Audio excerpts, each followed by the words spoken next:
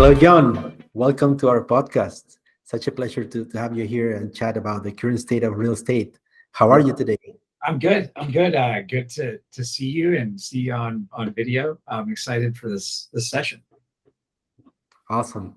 Our audience, the people that is listening, they mostly work in and around real estate brokerage sector. However, some of our listeners may not know yet about your strong background and experience in the industry. Can you share with us a little bit about yourself and your journey in real estate so far? Yes, Carlos. I hope you have an hour because it's long. We have time. Yeah. So I was in one of the early sales classes at Zillow. Zillow had at the time about 100 employees. And I was one of the first people actually calling real estate agents to talk to them about the product that Zillow was offering. Zillow at the time was like going through, lots of change. We had launched this estimate. This estimate was driving agents both happy and sad because we had put an AVM on, every single home in the United States. You can see the estimated value of the home, aka this estimate. So when I was calling agents, I was trying to sell them ad products and talking to them about the audience that was coming to the site and how that was valuable to your business to be associated with that. And it wasn't always easy because this estimate was on or off depending on the house. But I went on and had a great time helping real estate agents grow their business, helping connect agents with consumers that were searching on Zillow. Went into a sales leadership role, was fortunate enough to move to Southern California and open Zillow's first ever satellite office. We grew that to about 100 salespeople. And our sole purpose was to help agents grow their business, grow their margins, help them meet people they wouldn't otherwise meet, and had some fun there. That was a great experience to build an office from scratch. Moved back to Seattle and took on a couple of projects. One was Zillow's Facebook product, where we were basically selling video ads in conjunction with Facebook. But then we took on a project as well called, at the time, Premier Agent Assist. To me, Premier Agent Assist was game-changing because it was a way for us to control the experience that consumers were having when they were looking for homes. So having the ability to say, you hit a button, you're going to get a call, you're going to get a text, you're going to get an email, and you're going to get those from a human being that works at Zillow. And from there, we saw a lot of success. We collected a lot of information about the consumer's journey, really focused on creating a positive environment, and grew that to we had 300 people in a year and a half calling hundreds of thousands of leads and creating a really frictionless experience for the consumer. Did a number of other projects there that I think were transformative, but got the bug to move from being an entrepreneur in residence with the capital of a publicly traded company and wanted to do my own startup. So a buddy and I went out, started consulting brokers on their process, their workflow, their margins, their cost of acquisition, their profit per lead source. Where are you generating business that ultimately is going to lead to 10s and 20 years of future sales? And we ended up building a fintech solution called BizFin, where more or less it was tracking the effectiveness of everything you're doing in your business from a data perspective. We shipped the product as a great product. The pandemic hit, so I moved on to AWS. Nothing to do with real estate, but worked with startups, and now recently joined Side, which is a transformative white label brokerage in the space that is really focused on helping real estate teams become their own companies and have their own brands and help them grow and help them scale. So in a lot of ways, very similar to my background at both Zillow and BizFin, helping the real estate industry make more money, succeed, and have a great time doing it. Awesome experience, John. I would really love to maybe we can break it apart in pieces, and maybe we can go through each one of these stages in your journey. I'm very curious. What was it like, Zillow, in the early days when you joined? What was the company doing? Yeah, the early days of any startup, I talk to people a lot about that. like what's needed to be at that stage. Like, what is it that you need at that stage as an employee, as a builder, somebody that's looking at obstacles as opportunities, not as, hey, this is a reason why I can't do X, Y, and Z. And then you also have to really have kind of a fearless attitude related to failure, because nothing's going to work for you. Nothing's going to be easy. Nothing's going to be simple. So in the early days of Zillow, we were selling to real estate agents, and we're really talking to them about like, hey, this is your neighborhood. This is where you're looking to grow. This is where you do business. Trust that being a part of this up and coming real estate marketplace is good for your brand. And it's ultimately going to lead to results. But that was hard because no one knew of the company, and the Zestimate was out there like making it difficult for the agent because they were talking to consumers that thought their home was worth less or more than what it was. So can you explain for a second what is this estimate for those people that are listening and don't know about it? Yeah, so the Zestimate is basically a way to value a home. So it's going to take a ton of cumulative data points, look at those historically, compare it against other homes, and try to predict what your home is worth without ever actually being in the home. And Zillow did that for every single home in the United States. The data's launched, the website crashed because there were so many people coming to the site interested in checking the value of their home, their neighbor's home, their brother, their ex, their grandpa, whatever. They wanted to know the value of their home. So people were looking at it, and the site wasn't able to manage it, and it literally crashed. So you now see that across, at least in the US, you see these across pretty much every website has an AVM to value your home. It did come with controversy, and it was hard in the early days, but now everyone has it, and it's a good proxy to check the value of your home. Got you. So this estimate was one of the most important products back in the early days of Zillow, right? And what was the relationship back then of this estimate with real estate agents, and what is the relationship like now? Yeah, good question. This estimate, I mean, when you have an algorithm and you're early on collecting data, and you've never been in a home that's looking out over a bluff that has a unique koi pond, how do you value the koi pond that you've never had in the algorithm? So this estimate was the thing that created more kind of friction between the consumer, the buyer, the seller, and the agent. And guess who was in trouble for that? Zillow was. The beauty in being kind of in the middle of that was, at the end of the day, growing a business, being in sales, helping consumers, it's not about like how you came about meeting one another. It's actually about the conversation that would not have been originated had you not had that friction point. So in the early innings, when I would talk to real estate professionals, it was often about the Zestimate. It's like, we're missing the point. The Zestimate is a way for you to talk to people. It's a way for you to run into somebody at the grocery store that you would not have run into and have a conversation and tell them that you help people buy and sell homes. So it was a very interesting time, because in sales, you should be thinking about the more conversations, the more opportunity. Instead, it was, this seller came to me and they said their home was worth X, and I told them it wasn't, and now it's conflict. Gotcha. Nowadays, I think most real estate professionals, they address it very well. It's common for them to bring it up proactively, because it's something that if you're a great real estate professional, you're going to walk into every single appointment knowing that the AVM, the Zestimate, is going to come up. So you embrace it. You show that you are the expert, and that it's simply there to be a starting point. It doesn't mean that it is the rule of what the home is worth, both on the buy and sell side. Got it. So basically, it's, as you say, it's a starting point. It's a way to start a conversation about some real estate transaction that you want to do, and better to have somewhere to start than not having it. Yeah, and like where I geek out, because of the thing I did later in my career, is I really geek out on the conversion rates. So think of it as like you're fishing. I don't know if you fish, but if you're going fishing, like, yeah, in the dream world, you're going to cast the line one time and you're going to catch the best fish in the pond on the first go.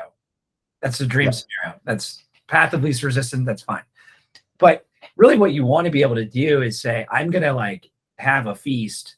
So I need to cast my line as many times. I need to have as many opportunities to get the big fish. I just increase my odds, my probability. So I'd like to believe that within real estate, and this is why social media is so important, it's about conversations. It's not about how the conversation came about. And then what you do after the conversation is another opportunity in workflow to maximize your potential and your client base. Because the average buyer and seller, at least in the US, they transact about every 7 years. And if I do a great job with you the first time, that will then lend to a sell side in the future, a buy side in the future, another sell side. And historically, that means 6 transactions, which is generally good ROI based on that conversation that was somewhat contentious with an estimate. Super interesting point of view. Thank you, Jon. And something that you mentioned along your career within Zillow, to turn the page on this estimate, was this Zillow Premier Agent program, right? Can you tell us a little bit more about what it is, how it worked, how it started, when you were there, and what has it become over time?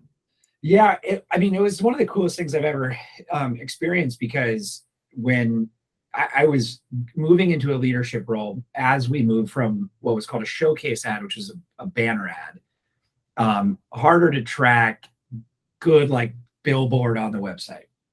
But then one day we changed the UI, the property page where homeowners or buyers are looking at homes. And we made it easy for somebody to fill out a form. It was something really simple, like instead of click here, go to a different website somewhere, navigate how to submit your information. All of a sudden we had these people that were looking at lots of homes, and then they'd say, oh, I really like that one. I'd like to talk to a real estate professional. Put their name, phone number, email, and that lead would then go to a premier agent, and the premier agent would then have the opportunity to have that kind of collision of goodness. And that was Premier Agent. Premier Agent was consumers are shopping, they're doing their due diligence. They're not looking for a real estate agent. They're looking for homes, and they're leveraging the internet to look at homes. And then when the time is right, when they find one they like, they submit their information to a great real estate professional. And that person then has the ability to meet a client and a client for life. So Premier Agent really transformed the way that in the US, and really I think across almost every single real estate portal, was let's make it easy for people to connect. Let's make it seamless, and then help them meet each other. Like let's eliminate the friction. And so it took the power away from, you can't get into a home without talking to an agent, to do all of your research and due diligence, look at 5 cities, 5 neighborhoods, 50 homes. And then when you want to say, I want help, and then we're going to have somebody there to help you. It was a wild, amazing time, because such a great product, and it allows the real estate professional to fish into new ponds that they never were able to explore. They get to meet new people, which is fantastic for both the consumer and the professional. Like everyone wins in that scenario. Awesome. No, so super interesting. And just curious, and I'm trying to build a parallel here from what we traditionally know, as an online portal on many countries, and what was actually doing Zillow with the Premier Agent. From the point of view as a consumer, if I was looking at a home at Zillow and I see, a form or the face of an agent next to that listing, is it necessarily the listing agent or not necessarily? Yeah, this is interesting, because it changed a lot over time. So there were times when the listing agent showed up, and then there would be premier agents. There were a time where the listing agent showed up in a different place, and there would be premier agents. And there was a lot of different scenarios, but I don't know the details because it changed so often. But what was interesting is that, like, generally speaking, and I speak for myself on this, is like, it's good to have 2 people involved, like 2 people that are unbiased, that are as a part of the negotiation. You have the buyer, seller, you have 2 agents. what was interesting is that we found that consumers weren't looking for agents. Consumers weren't going to a online directory to look for agents because we've changed. Like, information is readily available. We now have information at our fingertips. So what we found over time is that let and give people the information that they need. Let them make an informed decision. Let them do their own research, and then give them a vehicle, a highway to connect with a great professional. And that gets into like later stages of optimization, where now you got to make sure they're going to a great professional, somebody that's going to be timely, that's going to be responsive, that's going to be positive, that's going to be able to negotiate. Very similar to what you see with the ride share, the Ubers, the Lyfts, is they went from a world of I'm just going to get you a ride to not only am I going to get you a ride, I'm going to get you a great ride with a great professional. That's kind of what you see with this transformation of like, you got to take a step back and realize like, you don't own the lead, you don't own the info if you're a real estate professional. You have the ability to have the opportunity to talk to a human being that just so happens to be looking to buy or sell, which is incredibly powerful. We should feel great about that. That's awesome. That's awesome. Now, thank you very much for sharing, Jon. I think it's a very important point that you touched, that on every transaction there needs to be two sides, right? Two sides representing each one of the side of the transaction. So if you have a buyer and you have a seller, like ideally you should have an agent that is representing the seller and an agent that is representing the buyer, so there's no conflict of interest, right? Yeah. And I think Zillow does a great job on that realm, just allowing people that is looking for a home, and they're looking for a home and they want to work with a professional. It's not necessarily going to be the seller agent that owns that listing, right? Because there would be a conflict of interest. It's actually a buyer agent, what they need to represent them on the transaction and close it successfully. Yes, and that's that's just one where my thoughts were that just makes sense. There wasn't really a debate. There's a debate if you're representing both people, because what is called a dual agent, right? Yeah, it's like you're double siding it, so you get double the commission, and so you're like, you want to get the deal done, but like, yeah, it's forbidden on like 8 states, I think. Yeah, I don't. Yeah, I mean, a lot of what I really deeply care about in real estate is like understanding the experience that people have as they're going through this process, which is the most exhausting, tedious, and scary thing of your life, because it's like the biggest financial commitment you're likely ever going to make.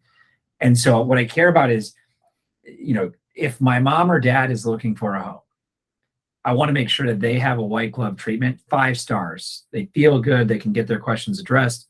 Then I want to make sure that they are connected to a great real estate professional, and the real estate professional also has a great experience where they work together to find the dream home or to sell the home. And if you can like think of it in that arena, especially in my world where I'm like typically trying to just streamline it behind the scenes and support it with data, it's a good feeling, because like you're just trying to make the experience better. I hated waiting for a yellow cab or calling a yellow cab. Or today I was calling to get my glasses, and like no one would answer. And it's frustrating. It's like the yellow cab, like no one will answer. So I walked there, which sucked. And aren't ready, so now I'm gonna have to walk back tomorrow. But like, it's better to have a scenario where I'm a consumer, I'm shopping, I want help. Boom, great professional. The professional will take you through the process. Consumer finds the home, and the professional gets a commission check. That's a win-win. Everyone wins. It's a great outcome. Awesome, Jon.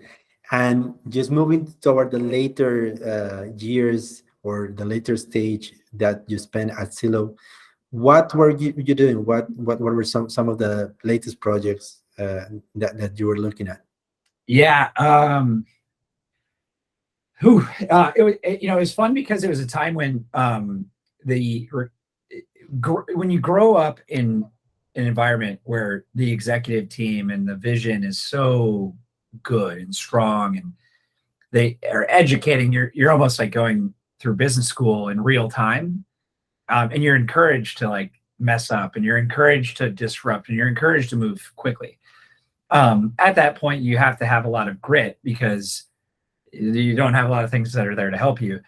So as I went through that, it was fun because like that built a foundation of like grit and risk taking and all that. And so the last kind of 2.5 years was building out the concierge team, which we hired nearly 300 people in a year and a half. Hired them, trained them, and their job was connecting consumers with professionals because it was a way for us to control conversion rates, consumer experience, understand the business, very much like act as the intermediary of experience.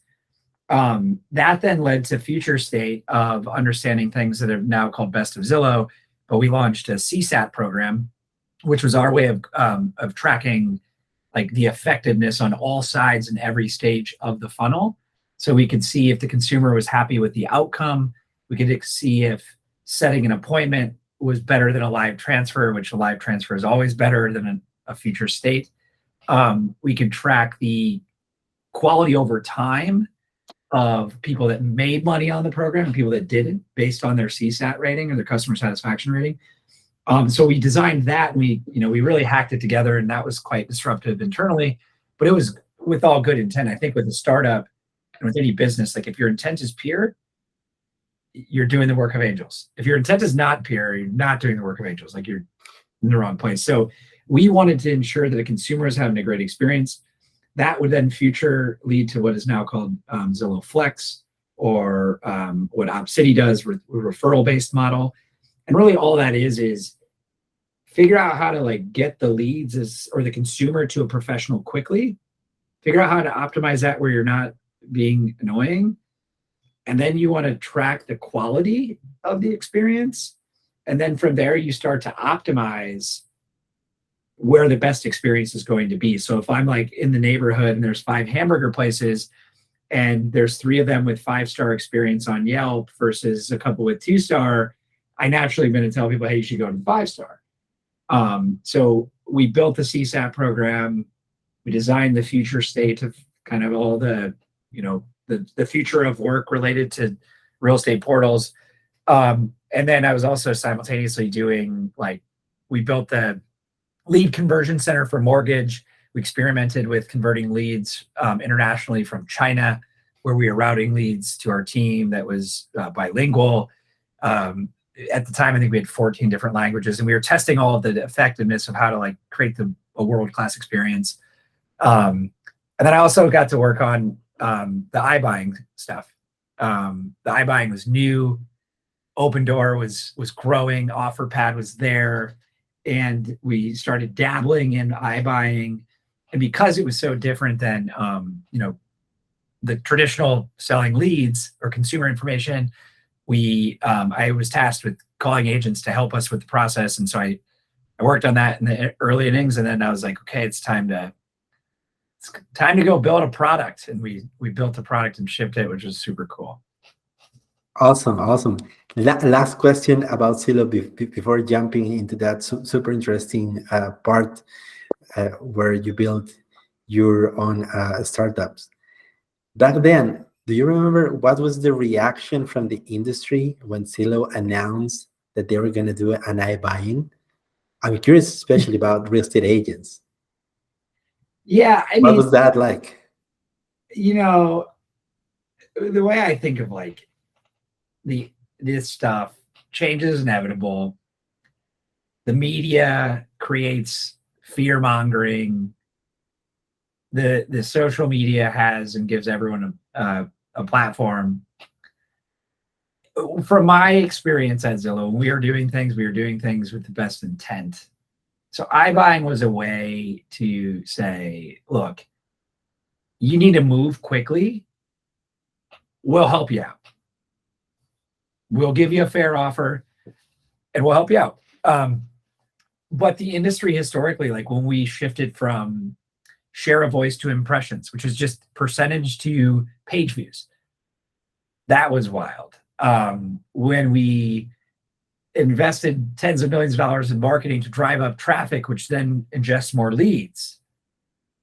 Well, now you're raising the price. Well, not really raising the price. We're just opening up a cost-effective ROI that makes sense.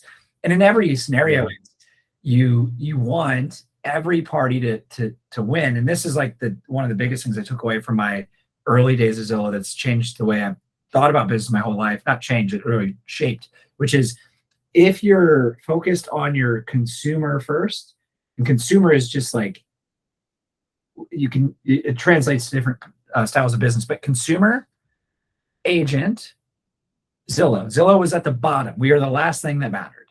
I always focused best intent on the consumer for the people shopping for homes. I then can move to the real estate professional, and then if those two things are good, the company would always be fine. And that's how I always built and designed the stuff that I worked on. Was like, consumer is our North Star. That was a phrase we used. The consumer is your North Star. Focus on your North Star. Real estate professionals, they're your next North Star, and they're a very important North Star. And like, if you just take care of those two things, like, the company will be fine. And you can iterate, and you can innovate, and you can pivot. And so, sorry, I apologize, Carlos. The question was, how did the industry react? Like they always do, the industry reacts, good, bad, or different. It doesn't matter. The beauty is like, change is inevitable. Intent is pure. Go. And don't let like the noise get in the way of your own progress as a human being, as a professional, as an entrepreneur. Be a builder. And builder means like, things are coming at you. You just pivot and you adjust. All of a sudden you have a boulder in front of you. That's the obstacle. Look at it as an opportunity. If you can overcome that, most people aren't. That's good. It's just a mindset. It's a mindset of change is good. Yeah, I completely agree with you. Change is inevitable, right? And as long as you have like the best intention, like things are gonna work out just fine. And it's very interesting what you mentioned of, like even as a company that, and I think that that's something that we can relate to at Valia, right? Even as a company where consumers are our users, they don't necessarily pay for service, and agents are really our paying customers, right? If we take care of consumers, we are really taking care of agents too, right? And what I really like about is I've been doing some research, just reading the ethical codes of agent associations around the world. And it's super interesting that every single association, you can find them in US, in Mexico, Brazil, Peru, in India. The number one thing in every ethical code for agents, for the association of agents, is the interest of consumers is above the interest of you as an agent, right? So it's a really great North Star to have, and I think it sends a very deep message to all the industry. Yeah, and I'm gonna plug this for you guys at Valia. Like having been in the early stage of Zillow, working directly with real estate professionals, that my goal was to connect them with our audience and our traffic. Valia, you're uniquely positioned because the people that work with you early on, there's only a force multiplier for them long term. And the compounding effect of them being a part of a platform like yours early is so advantageous. The people that in 2008, 2009, that I called and said, hey, you should work with Zillow because I think we're going to grow really big, and the signals were positive. To watch those people over the next 15 plus years, watch them grow into teams and watch them grow into their own companies and like watch them really evolve. It's been magical because those are people I still to this day, you can name a city and I'm like, I know this person. And they were early adopters of this kind of transformation, this digital transformation to online. That's what I think Valia is so interesting, is like y'all are so far ahead of the obstacles that we experienced, that I went through, and that's really powerful. So good on you. There's a prize for the early birds. It's a good price. It's a future. You got into Amazon early. That's you understood that Amazon was more than a bookstore. and they became the everything store. So it's an interesting thing. But having went through it myself with Real Estate Pros, like getting in early on a platform that is focused on giving consumers information is good. It's only good for business. It's only good for experience. And frankly, it's really fun to watch companies evolve and be a part of that growth. Awesome. Thank you for sharing, John. Super interesting. Now, just moving through time and history, please tell us a little bit about your experience as an entrepreneur. What were you building? So we started with no plan. No plan. So I long believe that the innovation is not hard. Listening is hard. And then listening to somebody else's problem, then trying to help them solve it is where innovation comes. So looking at it as like, this is the obstacle. I heard it. Can I go solve that? Can I try to solve it? And then realize that what you think is going to solve it won't solve it. And then you have to try a second, a fifth, a 10th, 100th time. And all of a sudden you may have something interesting. So for us, my business partner and I, we started doing consulting work, asking lots of questions about the business, asking how do you track the number of leads coming in? What's the capacity per agent on your team? What's the highest producing ROI per lead source? What's your conversion rate over time? What's your ROI for the year? What's your ROI year? Like, we just asked all these questions, and no one knew it, which is funny because I used to ask the same questions in person at Zillow events. And I thought that's something everyone should know. Like, if you're going to foreclose on your home, you should know, not just wake up one day and you can't get in the house. So we started building models from listening, and the models were a series of, start to finish. But we ended up with 10 or 12 models we built in Excel. I can't even do any formulas or anything, but I can do basic math. I'm like dangerous enough with math to know what math could look like. And then we need to make formulas. So we hired an intern. We didn't hire, but we had an intern. They did a bunch of formulas. We then spent money we were getting from consulting to hire somebody to translate our Excel sheets into Google Sheets. It now is a really robust Google Sheet with 10 models that we added like visuals to. We probably should have just used Google, like the Google Art package, but we didn't know about it. And then we took all the money we had and we hired an agency in Austin, Texas to develop an actual like physical app, or not an app, but a .com, where it was interactive, had prompts, had goal setting, customization, trends over time. You could toggle between like different views of my ROI versus my team when I exclude costs, P&L, the whole suite.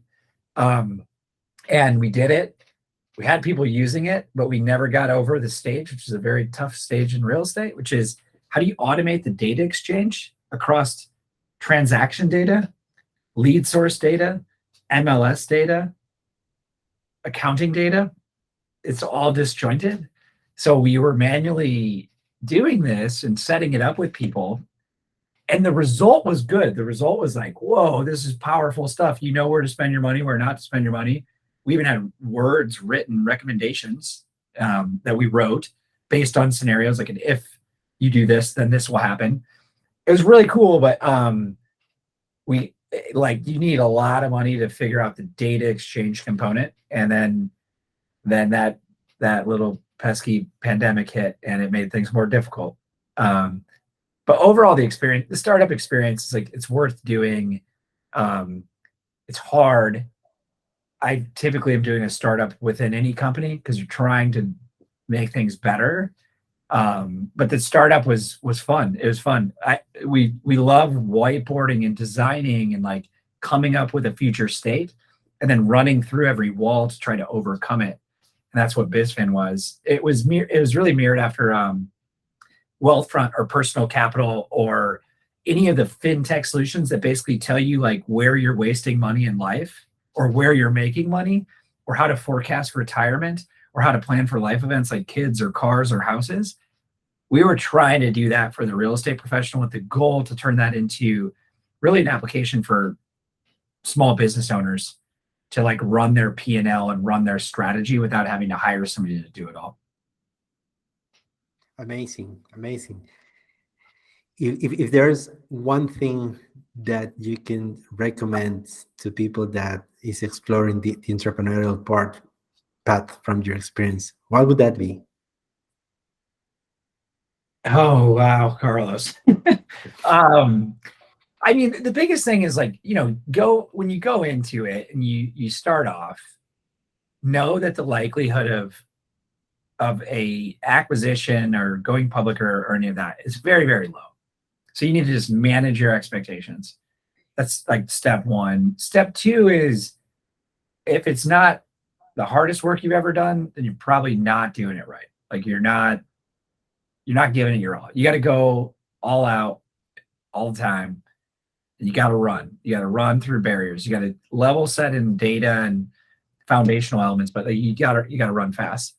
The third is, I think, this phase that I don't think I got past in the entrepreneurial journey. I definitely got past it when I had the big company ahead of me, because I could like get through these valleys, is how I describe them. But there's a phase where it's like it's time to give up.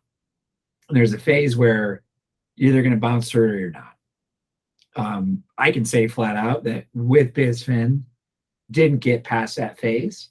Still believe in the product. I wish like the product is sitting behind with just in code, and it's a great product. It's very unfortunate. But we didn't go past that one last step. Like we didn't go past that phase of kind of passing over the bridge to see if there was something on the other side. It's a scary time, but that's something we probably should have done. We didn't do it. So when I think of grit, whether it's in a startup, whether it's in a big company, whether it's doing your own, being an entrepreneur, and in real estate, every person is an entrepreneur that starts in this business. Like there are going to be hard times. There's going to be easy times, but don't ever lose that kind of middle ground. The more that you can strategize against the valleys, because they inevitably come, the more you're above the line. So like you're always like on a higher part of the mountain, as long as you can strategize against the peaks that are inevitably coming. And being unaware that a valley is coming is just being neglectful. So like try to get your equilibrium where over time it's never in really a valley. It's kind of a mind game. Like your worst day is still above the line. That's generally good, but it's hard because you, as an entrepreneur, you have people out there they're cheering for you, but the people are also cheering against you. And it's a hard path, but it's a fun path. I think everyone should try it. Very deep, very deep. No, I can totally relate as an entrepreneur for sure. Thank you for sharing, Jon. And just then moving from that stage, right? You went into AWS, and then you came back to real estate. Can you tell us a little bit about that transition and what you're doing nowadays? Yeah, I mean, the AWS phase was like, I just wanted to prove I could do it. And we did really well. My team, lots of people got promoted and we had the highest number in the company. But real estate brings me back to my roots of like human beings. It's a very human being business. And I love real estate. And I love real estate professionals. And I love the art of trying to understand how to make real estate more seamless and more effective for everybody. So I ended up through my network talking to a handful of people that I knew, and ended up getting a connection with Side. And Side is a company that I've always watched from the different news publications, and my friends in the industry, we would talk about it, but I never had a point of contact to talk. And really Side aligned with both what I did with the Zillow Concierge program, with the Zillow Premier Agent program, with what BizFin was, and this concept of how do you help people scale predictably? How do you alleviate the need to do certain tasks that are time consuming, but not the best use of time? And then really give people the opportunity to own their own business, it was powerful. You throw all that together and you add in community, and you add in this idea of like iron sharpens iron, and people being originals instead of under a black and white brand or a green and yellow brand or a blue and red brand. Like, we uniquely like different color palettes. Why do I need to be under one of these? And why do I need to have your name plastered over all my stuff? It makes no sense. So like the stars aligned, in that the vision and the goal of Side is really, really positive. It's really positive for the industry. And it was the right time, and it's the right business model. It's a good business model. It's good intent. So now I'm working in go-to-market strategy, and going back to the original, maybe this was a previous meeting today, but like I firmly believe, now this is about the agents actually, like more conversations are good. And I felt this way at Zillow as well. If I'm not talking to you about the product, it's a really great product that people make a lot of money from, I should feel bad, because like it's good. It has like the ability to change the way that you live and the way that your future living is, and you get to meet great consumers. I need to talk to as many people as possible. It's not about like them telling you no. In my mind, as a person selling, as a leader, it's really about like, I don't necessarily care if you say no, if you're informed. However, if I don't inform you, that's on me. Like, if I don't do everything in my power to teach you what you're saying no to, or to educate you on it, that's on me. So my goal is to say, you have something good. You need to communicate it to as many people as possible so that they can make informed decisions. So that's like a lot of what I work on at Side, is how do we inform people how great this team and this company is behind the scenes. It's helping you own your own company.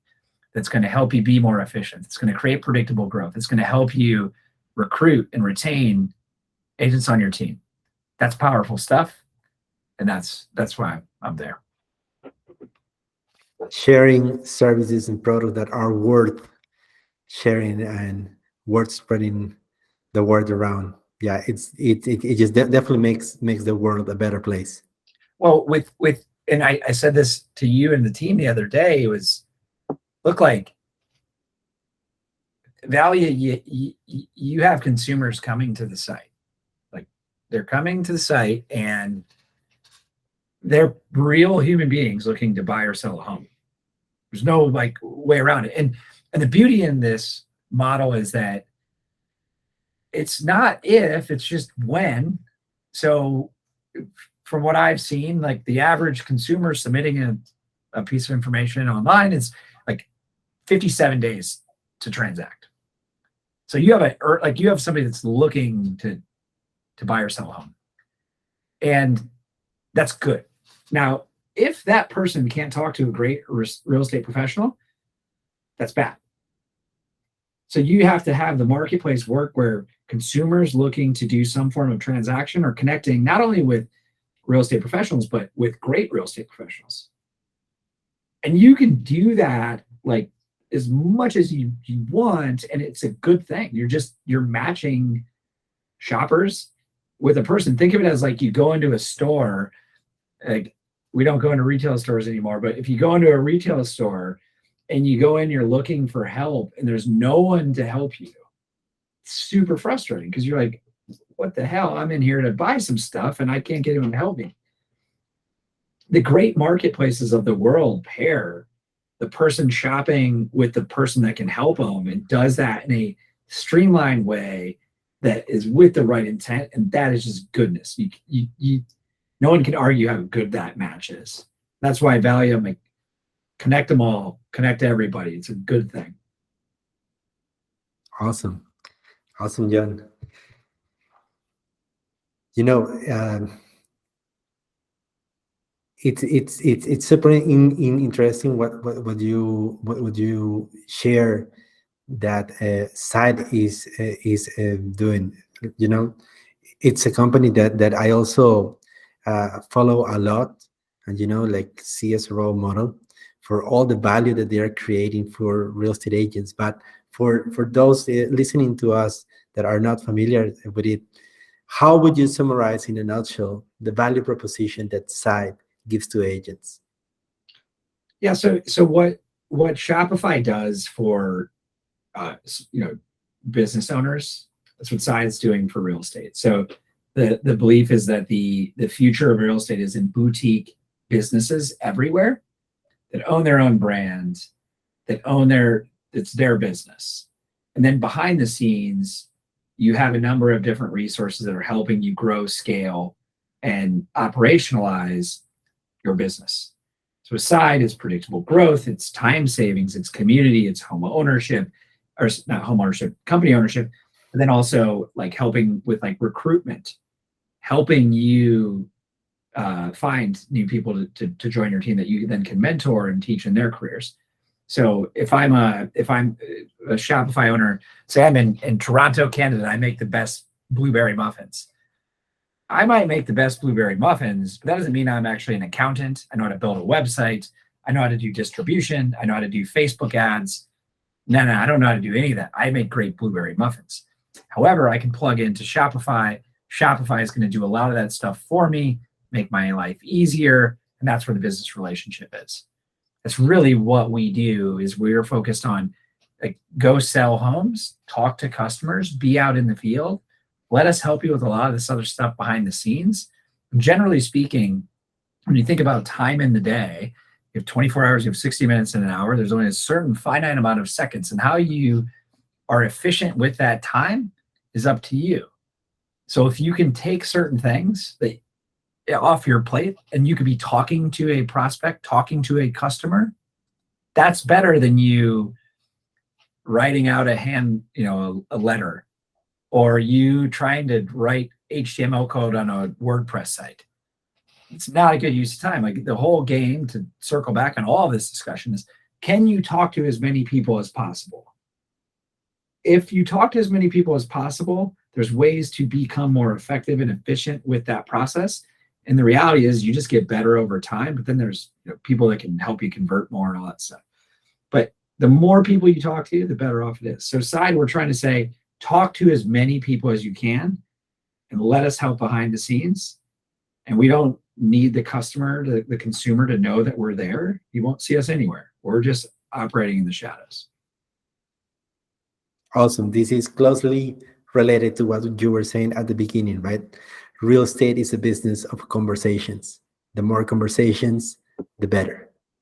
My good friend who's a broker, he always says, like, what people have to understand and that get into real estate on the technology side, he's like, this is a belly-to-belly business. At the end of the day, I'm out at a coffee shop, I'm at an open house, I'm in a car, we're talking human to human. There's no tech that will ever solve the human to human dynamic. Even virtual, this is not as good as you and I sitting in a coffee shop talking. So that's, I think, like this human to human.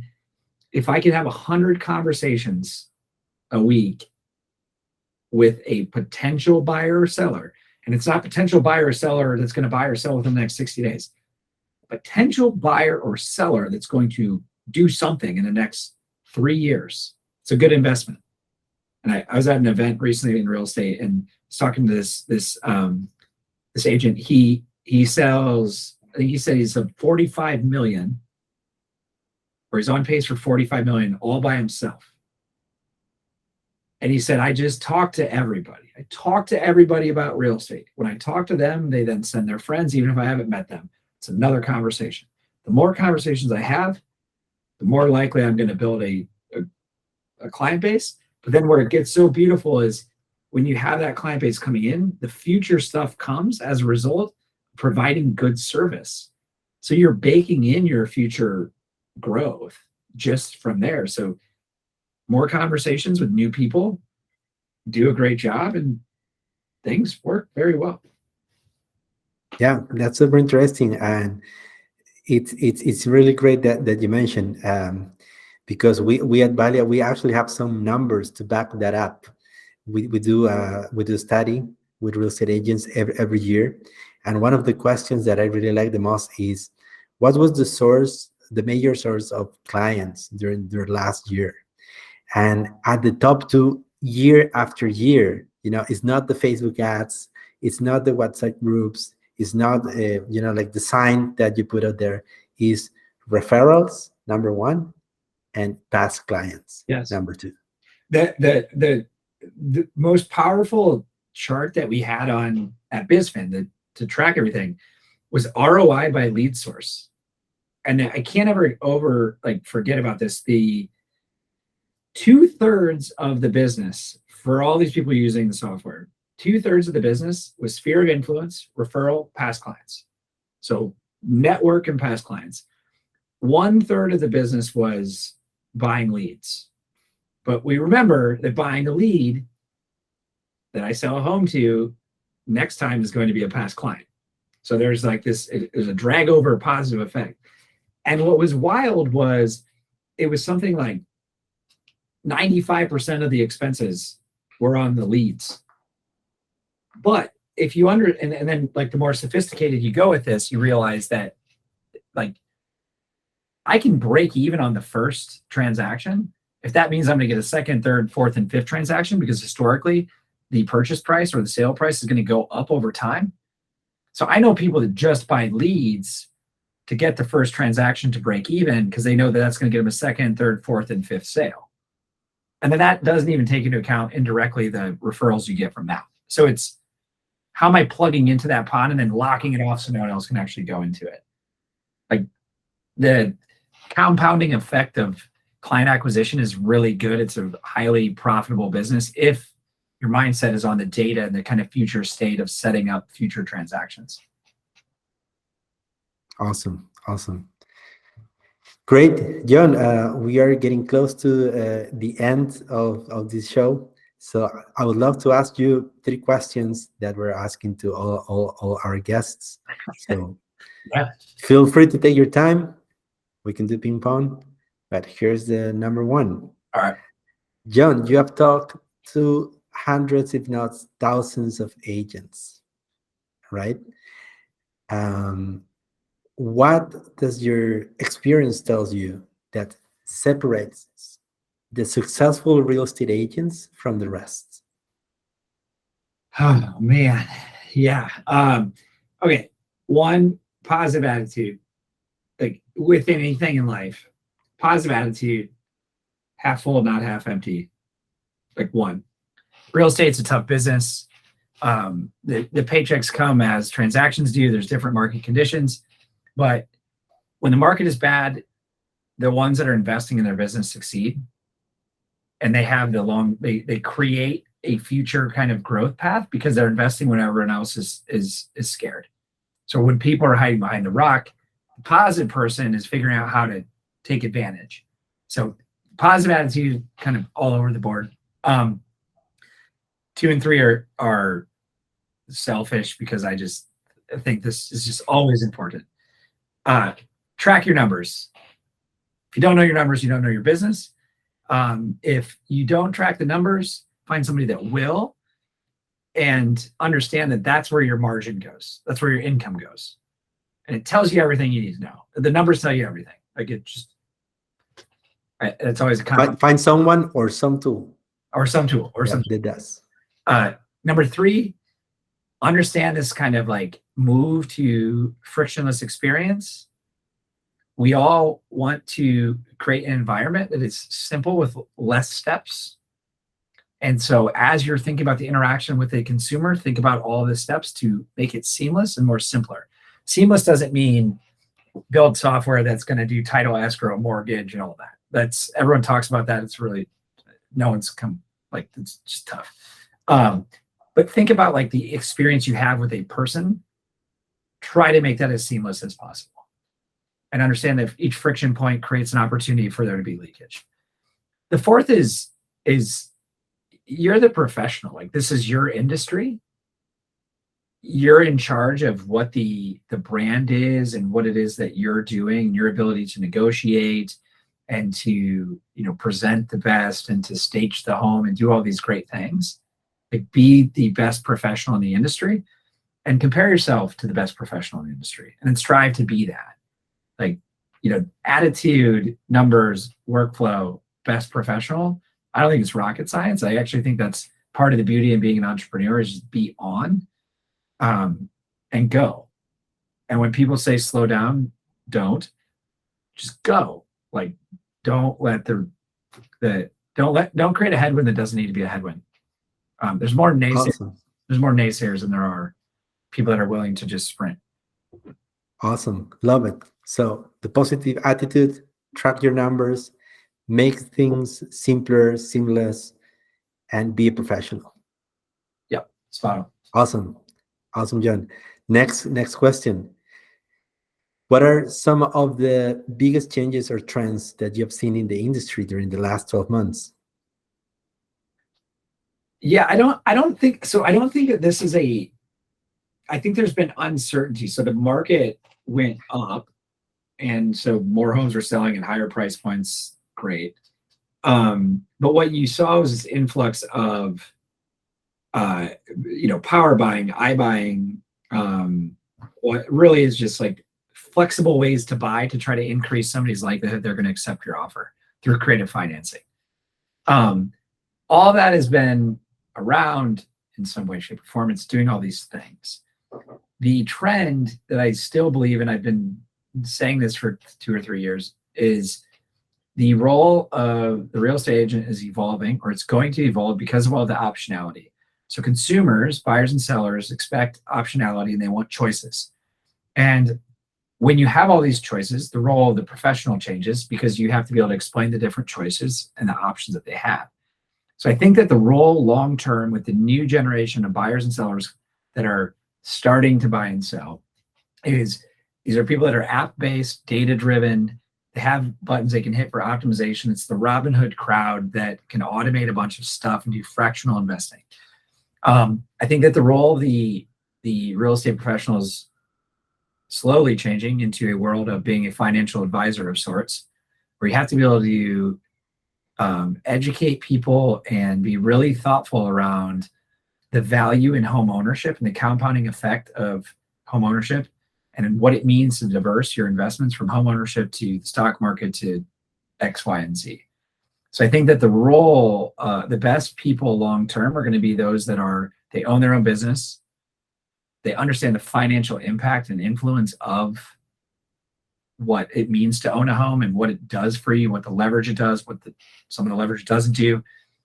I think that's going to be a trend that continues. It's been a slow thing, but I think it's going to get really interesting as generations or home ownership shifts from generation to generation, where we grew up in different time spans. Awesome. Awesome, Jon. Thank you very much. And the last question, what do you foresee for the next 12 months in the industry?